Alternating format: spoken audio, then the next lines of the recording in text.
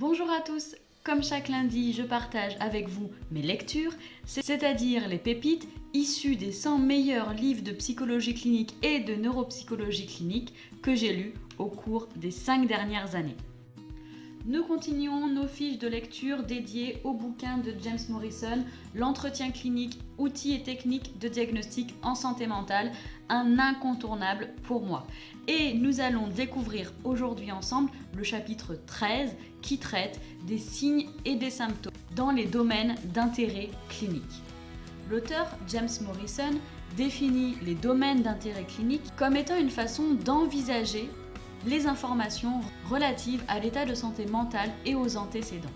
Dans son livre, il aborde 8 groupes. Par exemple, celui des troubles dépressifs, des troubles de l'humeur, des troubles anxieux.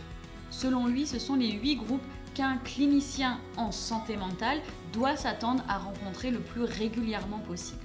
Selon votre pratique clinique, faire un parallèle avec les troubles que vous avez l'habitude de rencontrer dans votre cabinet est tout à fait envisageable, voire très recommandé. Pour ma part, mes domaines d'intérêt clinique se situent chez l'adulte et concernent le trouble du spectre de l'autisme, le trouble déficit de l'attention avec ou sans hyperactivité, les tics et le syndrome de Gilles de la Tourette.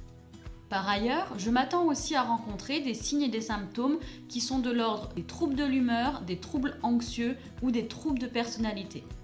Ainsi, je vais m'attacher à connaître de manière très précise les différents signes et symptômes de mon groupe, de mon domaine d'intérêt clinique.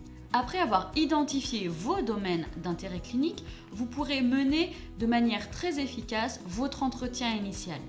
En effet, vous pourrez repérer les signes inquiétants, vous pourrez repérer les signes et symptômes qui sont inquiétants et vous serez en mesure de prendre la décision de poursuivre avec un entretien, un bilan plus approfondi. L'auteur fait 3 recommandations essentielles dans ce chapitre 13. Premièrement, la plupart des patients ne présentent pas tous les signes et symptômes. Deuxièmement, veillez à ne pas conduire votre entretien avec une seule hypothèse précise en tête. Troisièmement, l'objectif de l'entretien initial est de déterminer ce qui ne va pas et non simplement de trouver des preuves pour venir étayer des idées préconçues et non simplement de trouver des preuves venant étayer vos idées préconçues ou ce qu'un autre clinicien a déjà affirmé. Autrement dit, et j'adore cette métaphore, ne jetez pas un hameçon pour attirer un type de poisson très précis, lancez plutôt un filet et voyez ce qu'il en sort.